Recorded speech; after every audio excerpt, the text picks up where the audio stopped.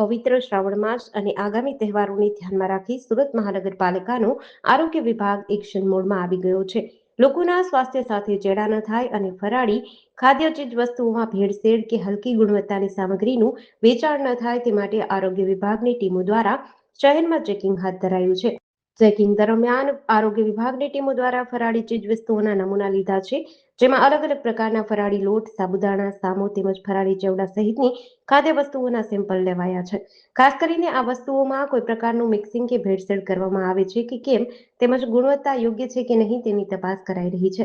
આરોગ્ય વિભાગ દ્વારા લેવામાં આવેલા તમામ નમૂનાઓને પૃથ્થકરણ માટે પબ્લિક લેબોરેટરીમાં મોકલવામાં આવશે. લેબોરેટરીના રિપોર્ટના આધારે જો કોઈ ખાદ્ય વસ્તુ હલકી ગુણવત્તાની અથવા નિયમ વિરુદ્ધ હોવાનું સામે આવશે તો સંબંધિત વેપારી સામે નિયમ મુજબ કાર્યવાહી કરવામાં આવશે. આગામી દિવસોમાં પણ તહેવારોને ધ્યાનમાં રાખી સુરત મનપાના આરોગ્ય વિભાગ દ્વારા ખાદ્ય ચીજવસ્તુઓના વેપાર કરતા વેપારીઓ અને વિક્રેતાઓ સામે ચેકિંગની કામગીરી ચાલુ રાખવામાં આવશે. આજ રોજ શ્રાવણ મહિનામાં બધા ફરાળી વસ્તુઓ ખાતા હોય છે, તો સુરત મહાનગરપાલિકામાં આરોગ્ય અધિકારીના માર્ગદર્શન હેઠળ સમગ્ર સુરત શહેરમાં જે ફરાળી વસ્તુઓ વેચતા હોય, જેમ કે ફરાળી લોટ છે બધા, તેમને ત્યાંથી આજે નમૂના લેવાની કામગીરી હાથ ધરવામાં આવી છે.